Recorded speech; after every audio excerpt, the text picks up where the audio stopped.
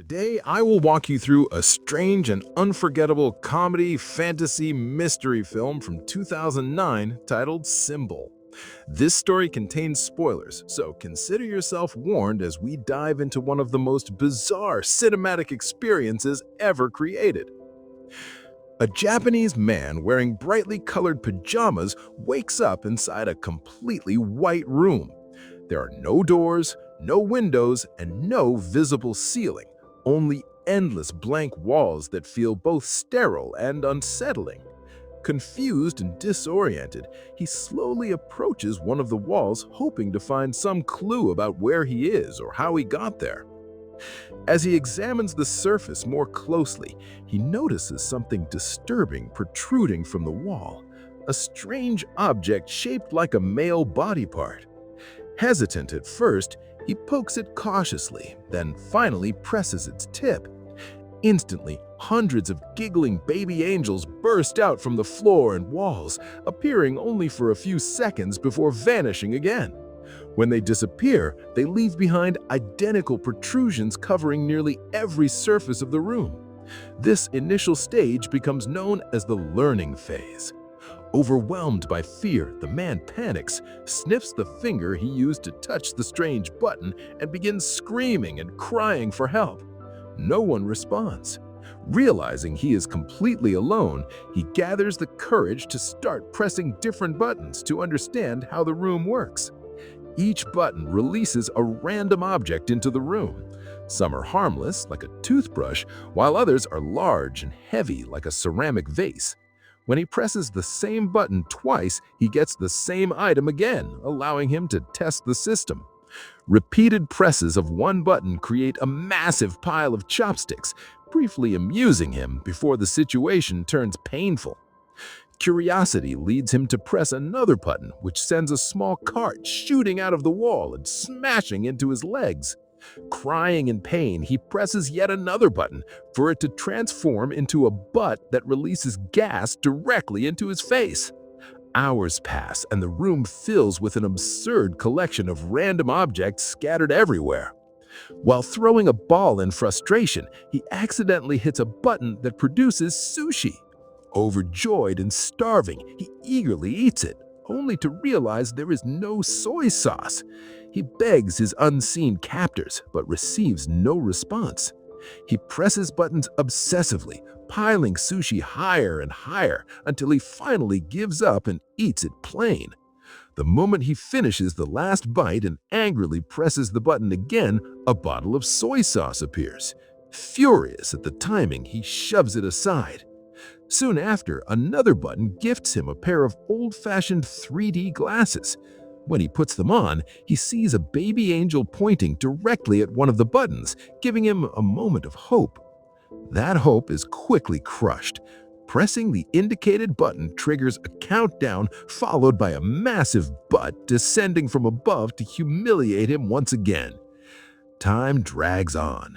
He entertains himself by reading manga volumes provided by the room, but his patience snaps when the sixth volume refuses to appear. Eventually, one button reveals something extraordinary, a hidden door concealed behind a section of the wall. The man celebrates wildly, convinced he had finally found a way out. Unfortunately, in his excitement, he forgets which button opened the door. Random presses unleash chaos, including an African tribesman running across the room and water pouring down on his head. When he finally finds the correct button again, he rushes toward the door before it slams shut before he can escape. After repeated failures, he realizes the door only stays open while the button remains pressed. Determined, he tries everything: his foot, tools, ropes, fans, even riding the cart, but nothing keeps the button pressed long enough. He attempts to weigh the button down with a heavy vase, but it springs back up. Filling the vase with water fails, as the water only falls onto him. He tries stuffing it with sushi, but it becomes so heavy he can barely lift it, forcing him to remove pieces one by one using chopsticks. Even this desperate effort ends in failure when the vase breaks. Exhausted and injured, he takes painkillers and rests. When he later tries to summon water to brush his teeth, a rope falls from the ceiling. Inspired, he plans to swing across the room to the door, but discovers it is locked. Moments later, a key appears in the air, only to vanish when the button is released.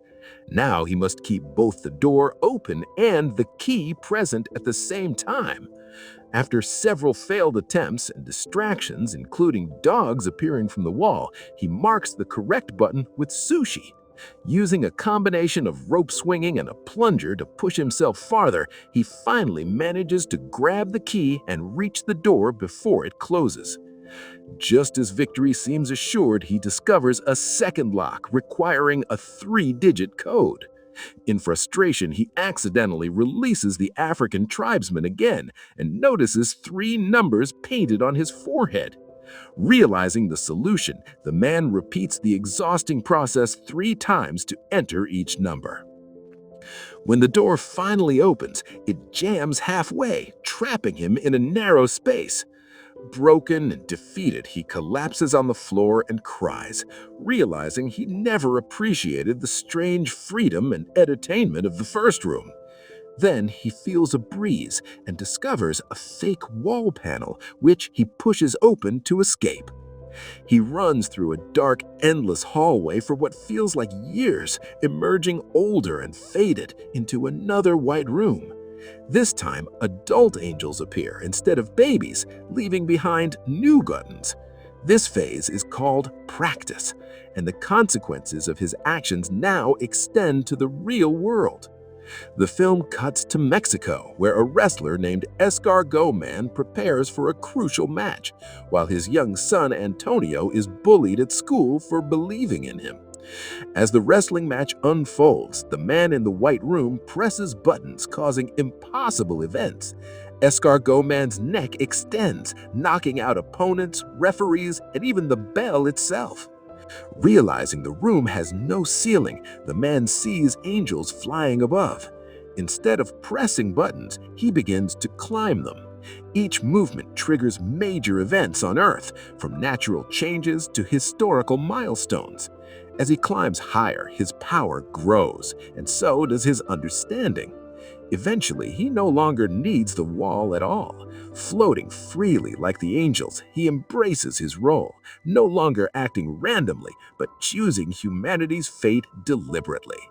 Surrounded by feathers, he enters a glowing portal and reaches the final room, marked by continents on the walls and a single massive button. This final stage is known as Future.